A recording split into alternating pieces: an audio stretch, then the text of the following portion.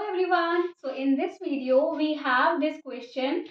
This is order of operation questions. We know when we have different operations we can apply them in order, right? Like division, multiplication. Here we have exponents. So we will solve according to these operations only. But if we see here we have just same operation, right?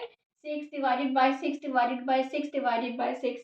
So how do we solve these types of questions? Then we always follow left to right order.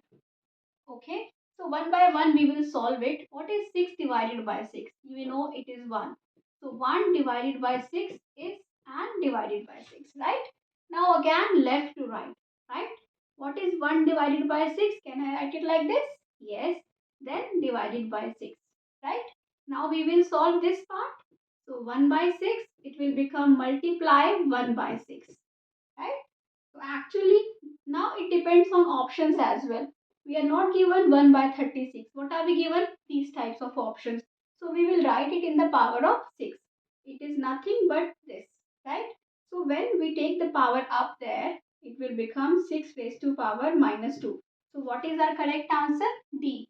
So I hope you understood this. If you like it, please subscribe to my channel. Thank you for watching. Bye bye.